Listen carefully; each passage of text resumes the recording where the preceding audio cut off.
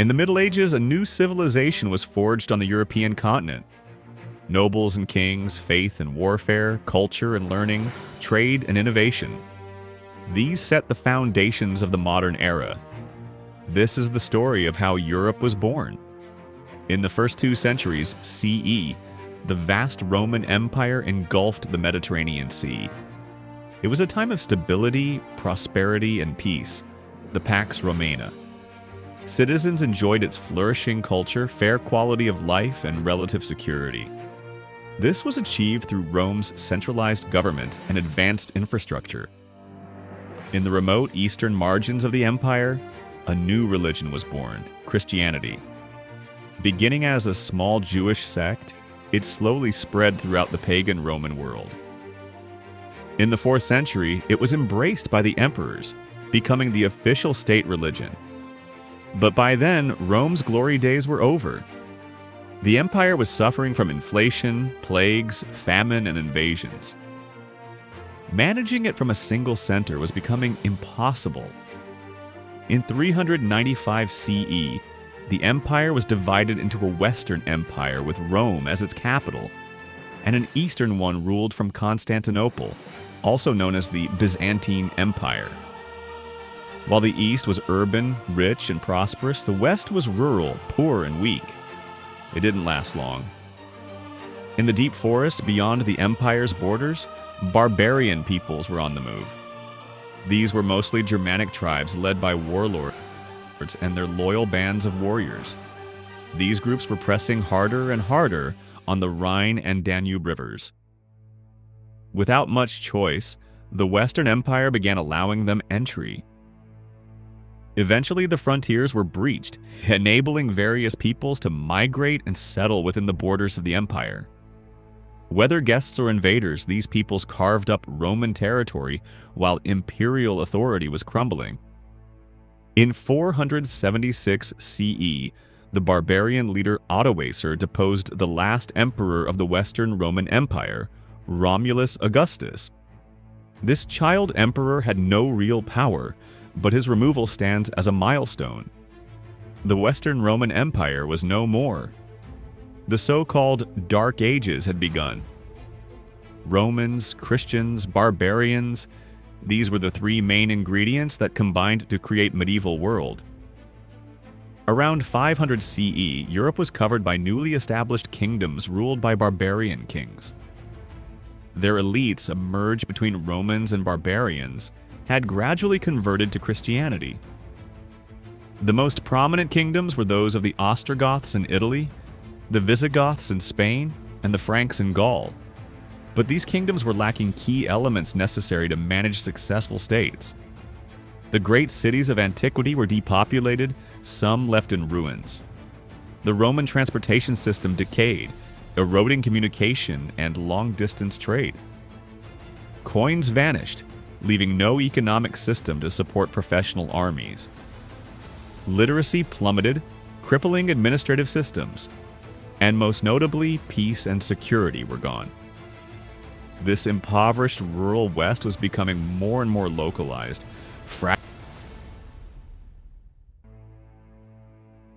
fragmenting politically and linguistically. In the first centuries of the Middle Ages, it paled in comparison to its stronger neighbors. In the 6th century, Byzantine Emperor Justinian I strove to reconquer the West and restore the Roman Empire to its past grandeur. But after conquering Italy from the Romanized Ostrogoths, the peninsula fell prey to new invaders, the Lombards. The Byzantines had to accept that the division between East and West was final, but soon they had to acknowledge yet another division, this time between North and South. In the 7th century, Arab armies swept through the Middle East and North Africa with astonishing speed, creating an immense Islamic caliphate. Where one civilization once thrived, now there were 3: Islamic, Byzantine, and medieval. For a brief moment in the 8th century, it seemed as if the fragile and weak West might be overwhelmed by the caliphate. Muslim armies crushed the Visigothic kingdom in Spain, then went on to raid Francia. But in 732, in the Battle of Tours, they were defeated by the Franks under the leadership of Charles Martel. Islamic expansion in the West was halted, and the victorious Charles gave his name to a dynasty that was to change European history forever, the Carolingians. Charles Martel's son, Pepin the Short, seized the Frankish throne in a coup. He fought the Lombards in Italy, granting the Pope his own most desired autonomous state. Pepin's son was the famous Charlemagne. After ascending the Frankish throne in 768, he spent decades fighting and expanding his kingdom. Ultimately, he held sway over most of Western Christendom. In 800 CE, Pope Leo III anointed Charlemagne Emperor of the Romans. More than 300 years after the fall of Rome, the West had an emperor once again. The Carolingian Empire was the first great power of the medieval West, leaving an enduring legacy. Charlemagne backed an intellectual and cultural flowering, the first of several medieval Renaissance, intending to revive the lost knowledge and culture of These formed the bedrock of medieval civilization. The Carolingian Empire was short-lived. The attempt to create centralized rule in the West suffered from insufficient infrastructure. Small cities, weak economy, limited bureaucracy, and poor communications. After Charlemagne's death, his three grandsons fought one another, and in 843 in the Treaty of Verdun, divided the Frankish Empire among themselves. The Middle Kingdom quickly diminished, leaving only West Francia, which would eventually become France, and East Francia, which will one day become Germany. These kingdoms continued to splinter and fragment, a process accelerated by external pressure. In the 9th and 10th centuries, a new wave of invaders attacked the crumbling Carolingian world from every direction.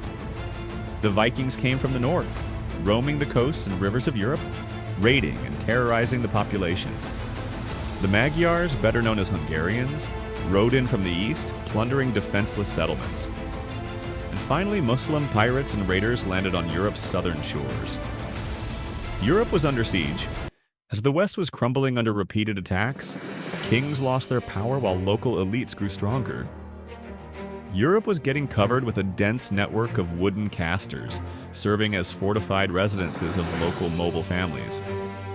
From these strongholds, lords subjugated the peasants in their vicinity, extracting their resources. Lords ruled their lands by coercive force. In previous centuries, peasants were an integral part of infantry armies.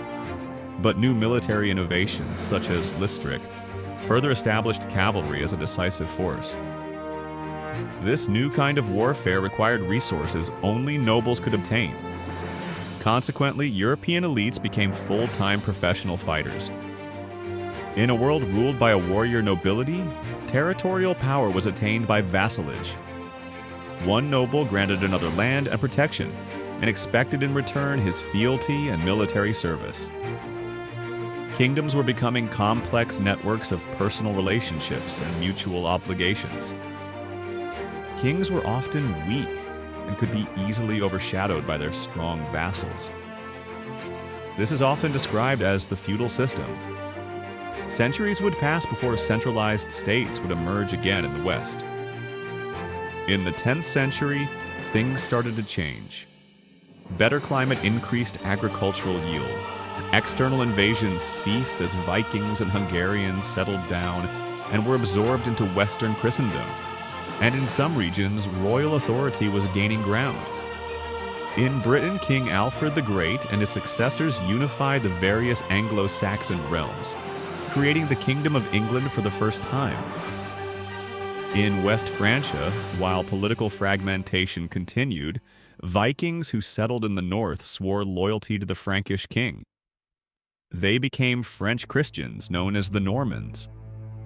The Duchy of Normandy created a buffer against other raiders. In East Francia, Otto I, king of the Germans, managed to defeat the Hungarians in the Battle of Lechfeld in 955, putting an end to the invasions from the east. The settled Hungarians eventually established a Christian kingdom of their own. The victorious Otto the Great was crowned emperor in 962. Europe had an empire once again, this time a German one. It was later known as the Holy Roman Empire. After centuries of turmoil, Europe was finally gaining stability and confidence, ready to change course. The year 1000 marks a turning point in European history, ushering in 300 years of growth and prosperity. Better climate combined with new technologies and techniques led to an agricultural revolution. Europeans produced more food, resulting in population growth. New villages and towns were established, and existing ones expanded. Throughout Europe, forests were cleared as more and more land came under cultivation. This enabled immense economic expansion and commercial revival. Bustling trade networks fed a massive urbanization process. All the new cities grew larger, becoming international hubs for a new class of merchants. These merchants won their independence from feudal landowners, forming self-governing cities. This was most evident in Italy, where merchants revived the Mediterranean trade.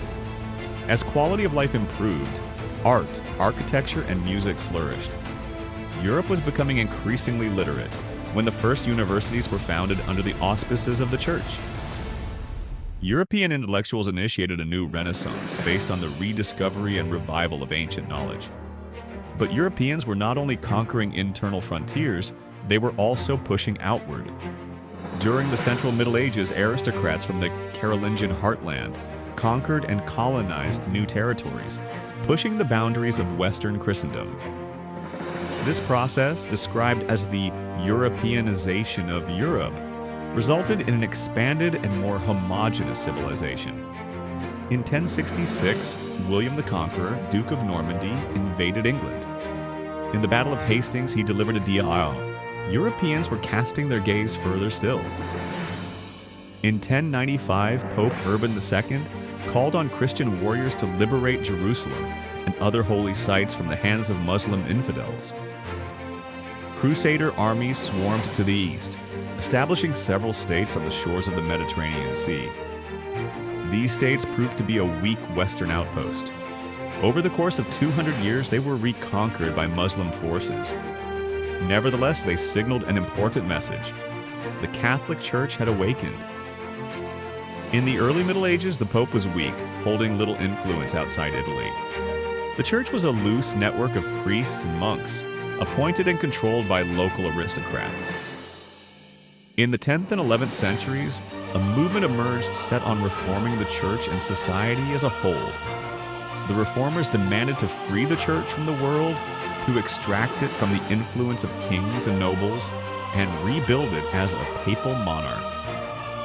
Pope Gregory VII, an enthusiastic reformer, clashed with the Holy Roman Emperor Henry IV over the authority of appointing bishops in the empire.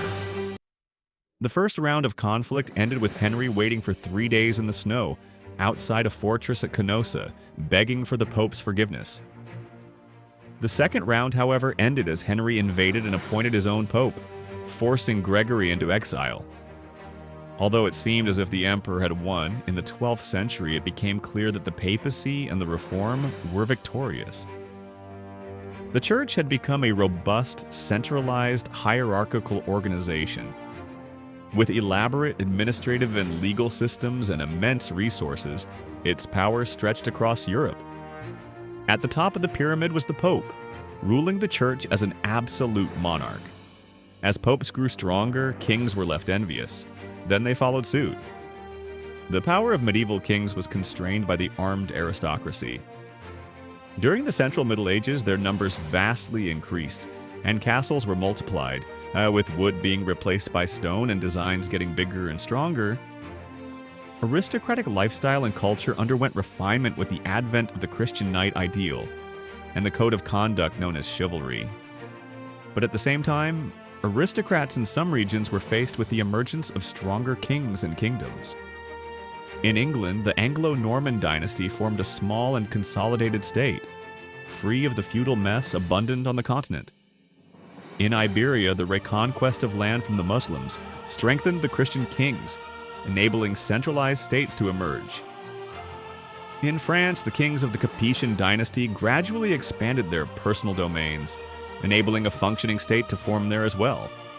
However, in the Holy Roman Empire, the exact opposite occurred. The once mighty empire disintegrated, forming a mosaic of autonomous principalities. Emperor Frederick Barbarossa attempted to restore the empire's former glory, but failed. The title of emperor, now bestowed by electors, became an empty one. The Central Middle Ages saw an agricultural revolution, urbanization, expansion, stronger popes, stronger kings, and vibrant culture. But around 1300, the climate worsened, growth halted, and famine spread. A great calamity was approaching. The 14th century marks a watershed in European history. In 1347, a global plague now known as the Black Death reached Europe. It rapidly spread across the continent, and within a few short years killed approximately 1/3 of the population. It was an unprecedented demographic disaster. Entire settlements were wiped off the map. Recurrent outbreaks of the plague would continue striking Europe for centuries. However, during the 14th and 15th centuries, Europe recovered. And for some survivors, the consequences of the plague were not so grim. As the population dropped, land became widely available and the demand for labor rose dramatically. The bargaining power of peasants and workers increased, and they demanded improved conditions. When elites refused, revolts erupted across Europe. Nearly all of them were brutally suppressed. Yet, in the long run, change was inevitable. In Western Europe, peasants gained new freedoms and opportunities. Workers enjoyed higher wages. Out of the darkness of the Great Plague, creativity emerged. Technological innovation brought forth wind and water mills, eyeglasses, new techniques for metal production and processing, and of course the printing press. In the quickly recovering cities, new cultural trends flourished. A new renaissance thrived in Italy, set on reviving and surpassing the cultural achievements of ancient Greece and Rome. Renaissance scholars developed a new outlook on the world and on man's place within it. They defined the past millennium as Dark Ages, and so positioned themselves as the transition between the medieval and modern world. In the late 14th and 15th centuries, gunpowder transformed European warfare. The bravest knight could be shut down by simple infantrymen from a distance, and the most fortified castle could be breached with cannons. Supporting the new infantry and artillery armies was a costly affair, which only kings could manage. As they strove to monopolize the use of force within their territories, kings consolidated their power and asserted their authority over the aristocracy. These nobles who lost their military superiority began serving their rulers as administrators and courtiers. The sovereign state was emerging. In these troubled times, Europe's new military innovations were constantly put to the test. The 100 Years' War waged between England and France devastated the French countryside. The war's course was reversed by a peasant girl, Joan of Arc, who rallied French troops against the English. Eventually, England was pushed out of France. In Iberia, the marriage of Ferdinand of Aragon and Isabella of Castile led to the emergence of a unified Spain. Their combined armies conquered Granada, the last Muslim stronghold in the peninsula. These developments lay the foundations for the modern nation-states of England, France, and Spain. Other regions, such as Germany and Italy, had to wait several centuries for their unification. As the Middle Ages came to a close, Europe had not only recovered from the crisis brought by the Black Plague, but had also rebuilt itself on strong foundations. Gradually, its focus shifted outward. By 1500, Portugal had traversed Africa and the Indian Ocean, opening up commercial routes to the Far East, while Spain turned westward, crossing the Atlantic Ocean and reaching the Americas. Columbus's voyage in 1492 is sometimes considered to mark the end of the Middle Ages and the beginning of the modern era. Over the next centuries, European expansion would transform the globe and create the modern world we live in today.